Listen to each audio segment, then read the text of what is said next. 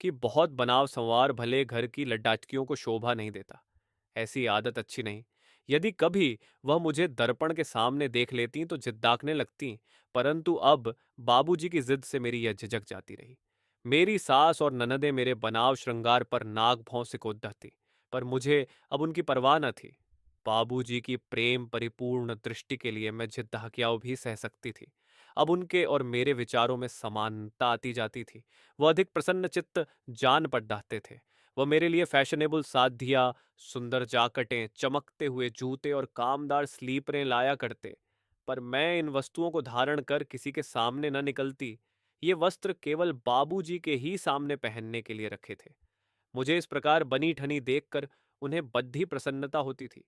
स्त्री अपने पति की प्रसन्नता के लिए क्या नहीं कर सकती। अब घर के काम काज से मेरा अधिक समय बनाव श्रृंगार तथा पुस्तकावलोकन में ही बीतने लगा। पुस्तकों से मुझे प्रेम होने लगा था। यद्यपि अभी तक मैं अपने सास ससुर का लिहाज करती थी, उनके सामने बूट और गाउन पहनकर निकलने का मुझे साहस न होता था, पर मुझे उनकी शिक्षा पूर्ण बातें न भाती थीं। मैं सोचती, जब मेरा पति सैकड़ों रुपए महीने कमाता है तो घर में चेरी बनकर क्यों रहूं? यूं अपनी इच्छा से चाहे जितना काम करूं, पर वे लोग मुझे आज्ञा देने वाले कौन होते हैं? मुझ में आत्माभिमान की मात्र बढ़ने लगी। यदि अम्मा मुझे कोई काम करने को कहती तो मैं अदबदा कर टाल जाती। एक दिन उन्होंने कहा, सवेरे के जलपान के लिए कुछ दाल मोठ बना लो। मैं बात अनसुनी कर गई। अम्मा ने कुछ देर तक मेरी राह देखी, पर जब मैं अपने कमरे से न निकली तो उन्हें गुस्सा हो आया। वह बद्धी ही चिद्ध चिद्धी प्रकृति की थी, तनिक सी बात पर तुनक जाती थी। उन्हें अपनी प्रतिष्ठा का इतना अभिमान था कि मुझे बिल्कुल लौंडी समझती थी। हाँ, अपनी पुत्रियों से सदैव नम्रता से पेश आती, बल्कि मैं तो ये कहूंगी कि उन्हें सिर चढ़ा रखा था। वह क्रोध में भरी हुई मेरे कमरे के द्वार पर आकर बोली, तुमसे मैंने दाल मोठ बनाने को कहा था, बनाया? मैं कुछ रुष्ट होकर बोली, अब भी फुर्सत नहीं मिली। अम्मा, तो तुम्हारी जान में दिन भर पड्ढे रहना ही बद्धा काम है। ये आजकल तुम्हें हो क्या गया है? किस घमंड में हो? क्या ये सोचती हो कि मेरा पति कमाता है तो मैं काम क्यों करूं? इस घमंड में ना भूलना, तुम्हारा पति लाख कमाए, लेकिन घर में राज मेरा ही रहेगा। आज वह 4 पैसे कमाने लगा है तो तुम्हें मालकिन बनने की हवस हो रही है, लेकिन उसे पालने पोसने तुम नहीं आई थी। मैंने ही उसे पढ़ा लिखाकर इस योग्य बनाया है। वाह! कल की छोकरी और अभी से यह गुमान। मैं रोने लगी। मुंह से एक बात न निकली। बाबूजी उस समय ऊपर कमरे में बैठे कुछ पौर रहे थे। ये बातें उन्होंने सुनी। उन्हें बड्ढा कष्ट हुआ। रात को जब वह घर आए तो बोले, देखा तुमने आज अम्माओं का क्रोध।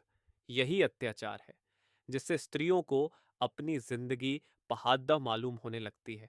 इन बातों से हृदय में कितनी वेदना होती है, इसका जानना असंभव है। जीवन भार हो जाता है, हृदय जर्जर हो जाता है और मनुष्य की आत्मोन्नति उसी प्रकार रुक जाती है जैसे जल, प्रकाश और वायु के बिना पौधे सूख जाते हैं। हमारे घरों में यह बद्धा अंधेर है। अब मैं उनका पुत्र ही ठहरा, उनके सामने मुंह नहीं खोल सकूंगा। मेरे ऊपर उनका बहुत बद्धा अधिकार है। अतएव उनके विरुद्ध एक शब्द भी कहना मेरे लिए लज्जा की बात होगी, और यही बंधन तुम्हारे लिए भी है। यदि तुमने उनकी बातें चुपचाप न सुन ली होती तो मुझे बहुत ही दुख होता। कदाचित मैं विष खा लेता। ऐसी दशा में दो ही बातें संभव हैं, या तो सदैव उनकी घुद्दकियों जिद्दकियों को सहे जाओ, या अपने लिए कोई दूसरा रास्ता ढूंढो। अब इस बात की आशा करना कि अम्मा के स्वभाव में कोई परिवर्तन होगा, बिल्कुल भ्रम है। बोलो, तुम्हें क्या स्वीकार है? मैंने डरते डरते कहा, आपकी जो आज्ञा हो वह करें।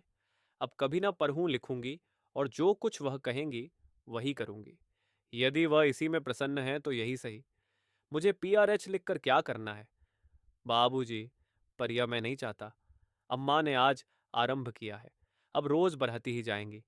मैं तुम्हें जितनी ही सभ्य तथा विचारशील बनाने की चेष्टा करूंगा, उतना ही उन्हें बुरा लगेगा और उनका गुस्सा तुम ही पर उतरेगा। उन्हें पता नहीं कि जिस आभावा में उन्होंने अपनी जिंदगी बिताई है वह अब नहीं रही। विचार स्वातंत्र्य और समयानुकूलता उनकी दृष्टि में अधर्म से कम नहीं। मैंने यह उपाय सोचा है कि किसी दूसरे शहर में चलकर अपना अड्डा जमाऊं। मेरी वकालत भी यहां नहीं चलती, इसलिए किसी बहाने की भी आवश्यकता न पड़ी डिठेगी। मैं इस तजबीज के विरुद्ध कुछ न बोली। यद्यपि मुझे अकेले रहने से भय लगता था, तथापि वहां स्वतंत्र रहने की आशा ने मन को प्रफुल्लित कर दिया। उसी दिन से अम्माओं ने मुझसे बोलना छोड़ दिया। मेहरियों, पद्ददहोसिनों और नंदों के आगे मेरा परिहास किया करती। यह मुझे बहुत बुरा मालूम होता था। इसके पहले यदि वह कुछ भली बुरी बातें कह लेती तो मुझे स्वीकार था। मेरे हृदय से उनकी मान मर्यादा घटने लगी। किसी मनुष्य पर इस प्रकार कटाक्ष करना उसके हृदय से अपने आदर को मिटाने के समान है। मेरे ऊपर सबसे गुरुतर दोषारोपण यह था कि मैंने बाबूजी पर कोई मोहन मंत्र फूंक दिया है। वह मेरे इशारों पर चलते हैं। पर यथार्थ में बात उल्टी ही थी। भाद्र मास था। जन्माष्टमी का त्योहार आया।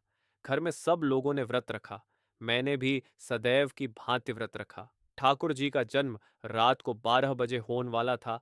हम सब बैठी गाती बजाती थीं। बाबूजी इन असभ्य व्यवहारों के बिल्कुल विरुद्ध थे। वह होली के दिन रंग भी न खेलते। गाने बजाने की तो बात ही अलग। रात को 1 बजे जब मैं उनके कमरे में गई तो मुझे समझाने लगे, इस प्रकार शरीर को कष्ट देने से क्या लाभ। कृष्ण महापुरुष अवश्य थे और उनकी पूजा करना हमारा कर्तव्य है।